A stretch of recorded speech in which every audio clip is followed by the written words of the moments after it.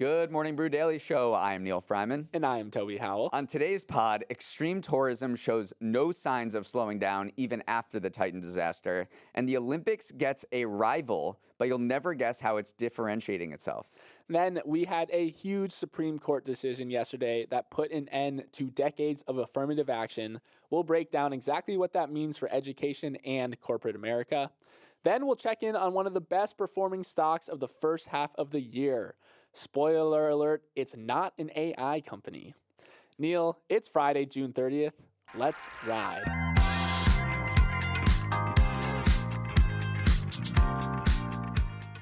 All right, so today is June 30th, which is the last day of the first half of the year.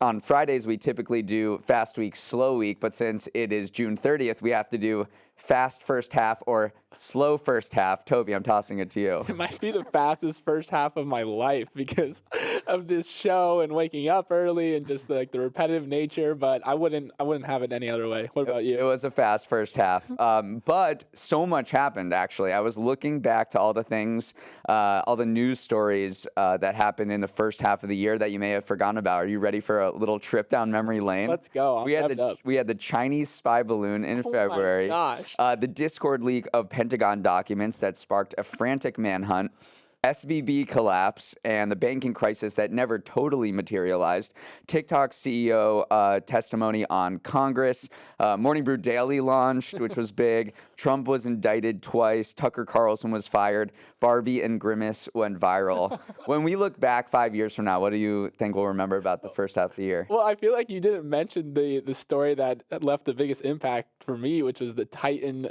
submersible. Okay, but I didn't want to have recency bias. I know. I definitely have recency bias, but that seemed to permeate through social media in a way that maybe the spy balloons a little Yeah, bit. you're looking back at what happened last week. I have an animal brain. Recency bias totally influences me, but for some reason, I think the Titan sub is going to stick. I think the AI hype and all of the pushback to it we could look back at this and consider it, the .com bubble of 2000, very similar to that, or just the beginning of a new wave of technology that will forever change the way we live.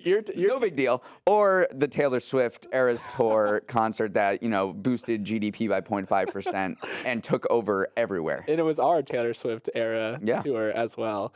What a first half of the year. Who knows what the second half is going to bring, but we'll be here to tell you about it.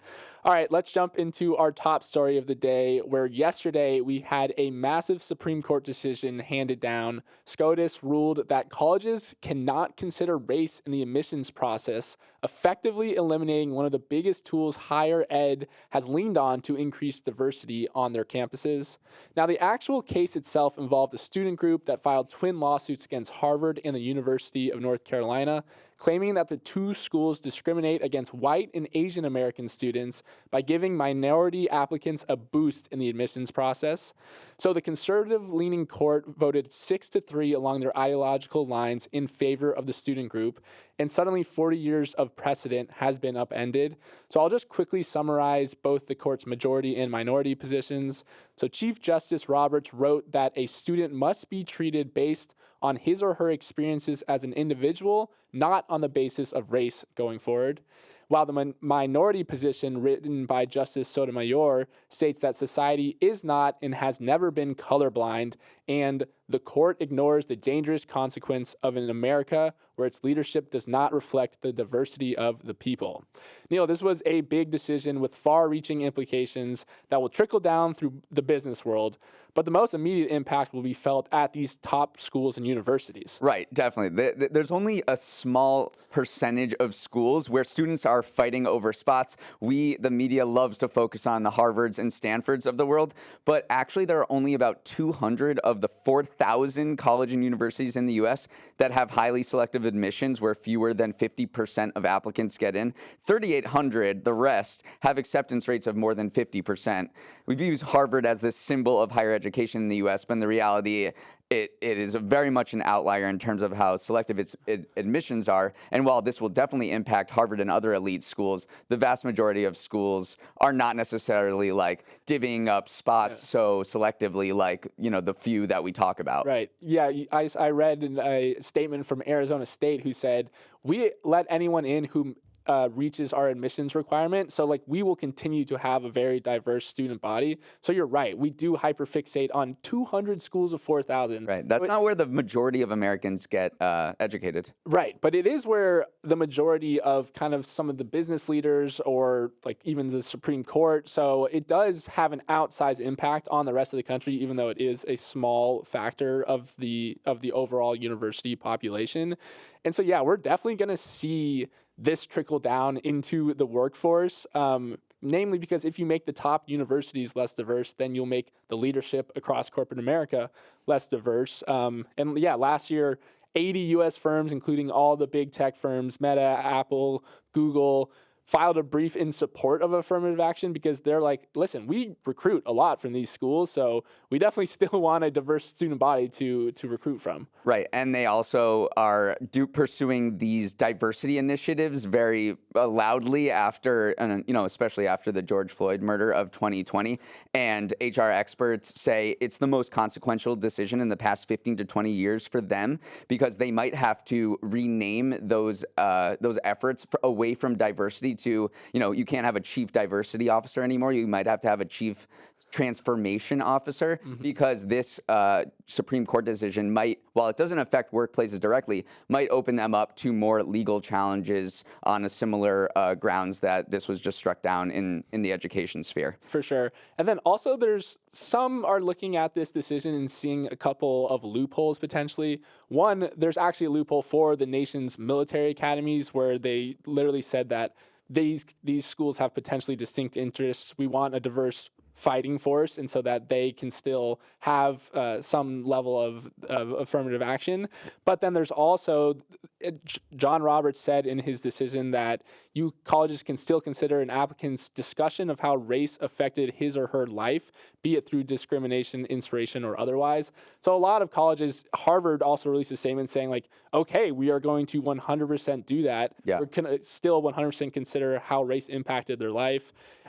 Obviously, the decision goes on to say that that's not what you can base the decision off of. So right, you can have these proxy measures that gauge socioeconomic status and try to use that to reverse engineer for race. Yeah. And a bunch of colleges and states that have already banned affirmative action, which has happened in 9 states, have used that.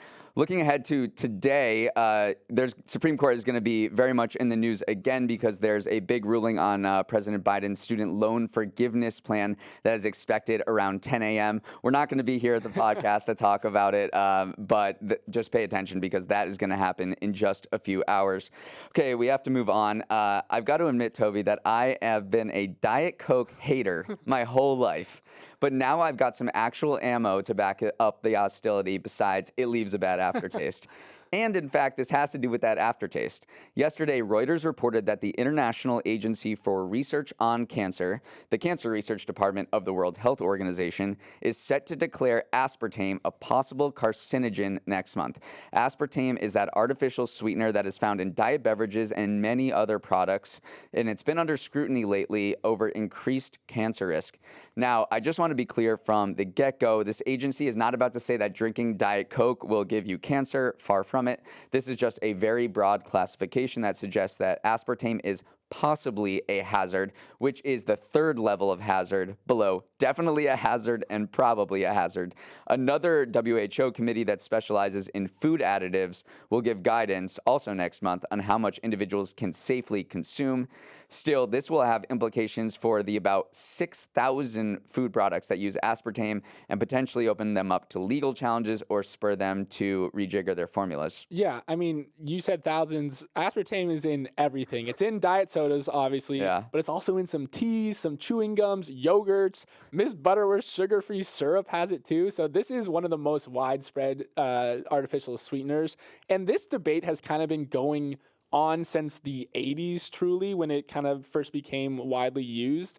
And like the common data point cited in these old studies was that someone would have to drink between 12 and 36 cans of diet sodas every day to be at risk. But now they're revisiting it again because, yeah, they labeled it possibly carcinogenic, which again, it feels a little inflammatory, but that's just how they do their rating systems. They do it based on hazard. And what is it? Possibly carcinogenic? Yes. Means there's limited evidence that it is associated. So there's been a lot of controversy around this classification in the past because they've included products that they've said are possibly carcinogenic are aloe vera and pickled Asian vegetables and mobile phones. Yeah. And there was this whole red meat scare. I don't think we remember, but we were reading about it where, they were like red meat, deli meat and red meat will give processed meat in general is possibly carcinogenic, and it led to all of these crazy headlines where it's like red meat will give you cancer. When if you look at the actual evidence,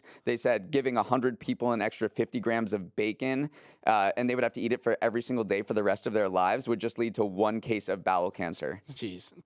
So it's just them like covering their butts here, but it could have broad implications for soda manufacturers, and they are coming out and they're not happy. Yeah, they're very mad. There's actually an International Sweetener Association that came out against this and said, yeah, it's ridiculous that this is based on heavily and discredited research. So they're mad. And then Pepsi's actually okay with it because they removed aspartame from sodas in 2015, brought it back in 2020, or brought it back a year later, and then removed it again in 2020. So they're saying, listen, we don't have any aspartame in ours. So I guess it's Diet Coke that's under stress. I want to talk about Diet Coke a little bit because have you heard about this theory that the highest performers in the world chug Diet Coke? I know Warren Buffett loves it. Yeah, Warren Buffett, Elon Musk, Bill Gates, Bill Clinton, Trump, they all crush Diet Coke. They're very notable Diet Coke drinkers. So I think it was last year or 2 years ago, there were a lot of articles written trying to figure out if there was anything in Diet Coke that led Sounds like it was written by big aspartame, though, right? It could be. People decided that it was just like a natural caffeine buzz all day long that makes you more productive. Yeah. All right, Neal, let's jump into our next story where it's time to check in on a name that we haven't heard for a while on the pod, Virgin Galactic. The space tourism company founded by the eccentric British billionaire Richard Branson successfully completed a commercial flight to the edge of space yesterday. On board were 3 Italian customers who paid $450,000 each for their seat, as well as a pilot, and all 4 made it back to Earth successfully. I mention that because something we have been talking a lot about on the pod recently is the rise of adventure tourism, especially in the context of the Titanic sub disaster. So a lot of eyes were on this conspicuous example of yet another foray into the unknown by a couple of wealthy patrons. But it went okay, and now it looks like Virgin Galactic might be on the edge of turning into the full-fledged space tourism company that Branson always imagined. Neal, is adventure tourism back? It never left. Yeah. It never left. That was a one-off thing with a Titan submersible where the CEO Stockton Rush seemed extremely reckless. And I think these space companies, while there obviously will always be potential for disaster, have their stuff a little more buttoned up. So I am like, people die on Everest every single year, and yet more people and more people and more people apply for permits and more people climb. They're literally stepping over dead bodies on their way to the top, so they know the risk. Yeah. I don't think extreme tourism is going anywhere. It's only going to grow. Yeah, and to me, though, this signals that Virgin Galactic might be maturing into kind of a real company because after this trip, it has another commercial flight planned in August, and after that, they plan to fly on a monthly cadence. And like this is a company that lost $500 million last year. It's a company that has really struggled. Its stock has seesawed. It used to be worth $11 billion. Now it's worth $1.3 billion. But if there's a path forward for flying people up to space regularly at $450,000 a head, that's a company that has a viable chance of surviving. But how many people can pay $450,000 a ticket until you run out of rich people? I mean, if someone presented you this business plan, they said they've sold 800 tickets though. Okay. And so and some of them are 250,000 ahead. I'm just saying, then one of those 800 people, are there another 800 people that could pay There's a lot of rich people out there. I'm just saying, if someone presented you with this business plan, and we're a space tourism company, we're charging $450,000, and our costs are X, would you invest in this company? Like, does it scale? Is it sustainable, this kind of tourism? I think there's plenty of rich people out there that want to do this. We will see though going forward. All right, Neal, you know what time it is. It's stock of the week, dog of the week time, baby. This is our segment. Wow, what? Did you just have a lot of Diet Coke? Oh yeah, I did. Aspartame. This is our segment on Friday where we tell you all about a stock that is in its thriving era and one that is giving disappointment. As always, we are just humble podcasters, so please remember that none of this should be construed as financial advice. Today is the last day of the first half of the year, like we mentioned, so we actually stretched out the x-axis a little bit to choose between two companies that had notable performances over Q1 and Q2 versus just the past week. Neal, congratulations. You are up first. Let's go. Take us away. All right, my stock of H1 is cruise operators. So after getting bruised up during COVID, cruise companies like Carnival, Royal Caribbean, and Norwegian have been the best performing stocks in the S&P 500 this year, each up more than 55%. Yes, for all the AI hype, it's cheap daiquiris and crusty snorkeling face masks that rose to the top of the stock market in the first half of 2023. And if those weren't the right metaphors, I've never been on a cruise, so I just assume that's what happens. So NVIDIA, which is emblematic of the AI craze, came in fourth behind these three cruise companies. So cruise lines have bounced back really well. Carnival Cruises' $5 billion in quarterly revenue was its highest since 2019. But everything is relative. These companies are still losing money, and both Carnival and Norwegian stock prices are 60% lower than at the end of 2019. But this is striking their comeback because everyone left them for dead in 2020. They were like, no one is going to go on a cruise anymore now that we know that it spreads germs. And I think the biggest cruise ship ever is about to set I cannot wait for that. Yeah, that's going to be big. Wait, what is it? Something of the Seas, probably? It's always something of the seas. Yeah, because I was in St. Thomas once, and I saw Oasis of the Seas, which was the biggest at the time. They're These mammoth. things are crazy. Yeah. Cruise pod? Should we do a cruise pod? I would do a cruise pod, but on a small boutique one, not necessarily on the big one. The Petri dish ones. All right, Neal, let's move on to our dog of the half, which is Dollar General. Good old DG has had a rougher first half of the year than hair and makeup, slotting in at number 8 on the list of the 20 worst performing stocks in the S&P 500 this year. And honestly, its meager performance comes down to a lot of little things, just an overall poor economic environment with increased levels of inflation in the first half of the year hurt Dollar General shoppers. But the CEO also called out things like bad weather and lower than expected tax refunds as a couple of things that impacted sales. Finally, Dollar General is also experiencing that rise in theft that other retailers have been grappling with. Put that together, and what have you got? A stock that is down 34% year to date, and a Dollar General that is performing more like a dollar lieutenant.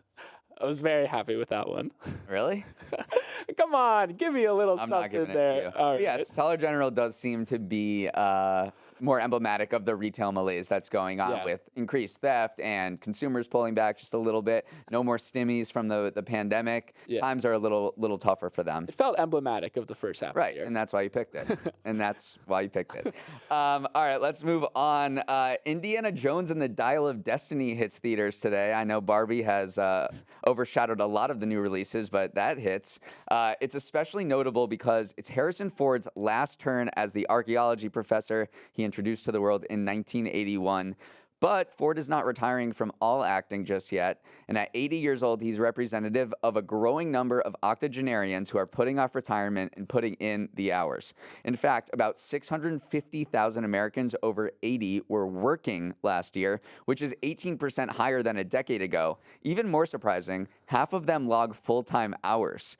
And when you take people 75 and over, this trend becomes even more dramatic. Workforce participation among those 75 and older will rise to nearly 12% in 2030 from 9% in 2020. It's the only age group that's expected to increase its ranks of workers. When you're talking raw numbers, this means that there will be nearly twice as many people 75 plus working in 2030 as in 2020.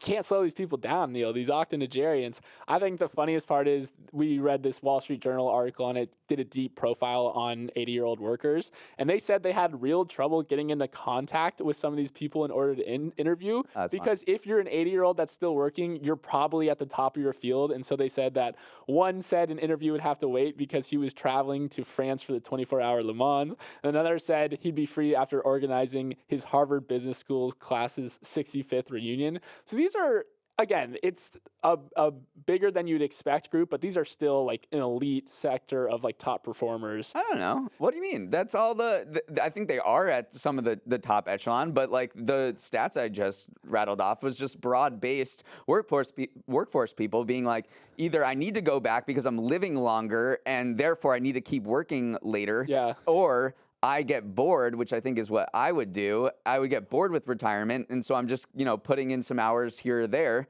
to keep working because I don't know what else to do with my life. No, that point that you made prior to the what else to do with my life, people are living longer. Like we are getting older as a country, and if you're staying alive, you need more money, and so that is definitely what's contributing to more people working. And the boomers are all becoming of this age right now, so that's why we're seeing a huge increase in the workforce of over 70, over 80. I just want to highlight some people who are still chugging along in their 80s. Jane Goodall is 89, still protecting the chimps. Warren Buffett's 92, and Charlie Munger is 99. Paul McCartney is 81. He's still rocking. Martha Stewart just became the oldest ever SI swimsuit cover model at 81, and President Biden's running for president at age 80.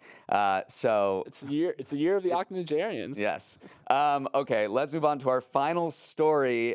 Toby, I want you to imagine a parallel universe Olympics where doping is not only allowed but encouraged. Let me introduce you to the Enhanced Games, a real-life athletic event that aims to showcase a different vision of sports, one that's rippling with steroid-infused muscles. The Enhanced Games are the brainchild of Australian businessman Aaron D'Souza, who's planning on hosting the inaugural event next year. It's intended to have 5 categories: track and field, swimming, weightlifting, gymnastics, and combat sports. D'Souza is dead serious about the Enhanced Games, saying he has several athletes on board and Silicon Valley investors interested. And he's not just going after the Olympics for the thrill of it. He claims to be fighting a battle for the soul of sports. Armed with scientists and doctors, the Enhanced Games accuse traditional athletic competitions like the Olympics of being anti-science and shaming enhanced athletes. Of course, Olympics officials are calling this a joke and that it's unfair and irresponsible. Toby, I want to know 2 things. A, are you watching the Enhanced Games? And B, are you competing in the Enhanced Games? I have always wondered if I just doped up, like, what could I potentially achieve? Like, if I started blood doping and just started training, cycling or something, how good could I get? Which was actually, remember Icarus, the documentary that came out on Netflix? Yeah, about the Russian doping scandal? Right, but that originally started, he sought out to answer that question is like, if me, an average cyclist, if I started doping, like, how good could I become? And he didn't really sniff the top people still. So I don't think I could truly like roid up and like. But that's what this guy D'Souza is getting at. It's like we have all these scientific things going on. Like, why don't we see what the human body can actually achieve? Obviously, I frankly don't know. Steroids obviously seem not good for you and have many adverse health effects. So that could be a stumbling block. Yeah, I could see it though if someone is aware of the risks and like this competition fosters it, then all the power to them, right? Like, I want to see someone jump 11 feet on the high jump or run. Like, Usain Bolt's 100-meter record's 9.19. Yeah. If someone broke 9 on steroids, that I think would genuinely be entertaining and would like open up a new chapter in human history. Right. Because we think we're like almost maxed out on the 100. And so I would love to see someone push it to its limits. I also feel like the line between performance enhancing drugs and just drugs that you normally take that are okay to be in sports is blurring. Yeah. Like as science advances and medicine advances, how are we going to distinguish between what gives you an advantage and that's okay and what gives you an advantage and that's not okay? Yeah. It's like technological advancements too. Like, shoes are changing technology, and 100 years ago they didn't have the shoes, so it is almost a natural evolution of human. There's maybe some moral issues at play here, but either way, it's wild, and it brings up a very, very interesting discussions about sports and fair play and competition and things like that. Okay, well, I could talk about that for a long longer. That is our show, though. Thanks for listening and watching. A programming note about the 4th of July long weekend. There won't be a regular MBD news rundown on Monday and Tuesday, July 3rd and 4th. Instead, we're publishing 2 interview episodes that we already taped. You should definitely listen to them. They're excellent, but no 4 a.m. wake-ups for us until next Wednesday. I am turning the alarm off, baby. All right, if you have any issues with that or just want to get in contact, our email is morningbrew@morningbrew.com. Huge shout out to our crew. Not Emily's not here. Evan Frolov is producing today. So is Samantha Velez and Raymond Liu. Uchenna Ogu is our technical director. Billy Menino is on audio. Hair and makeup hit the locker room for halftime. Devin Emery is our chief content officer, and our show is a production of Morning Brew. Great show today, Neal. Let's run it back on Wednesday.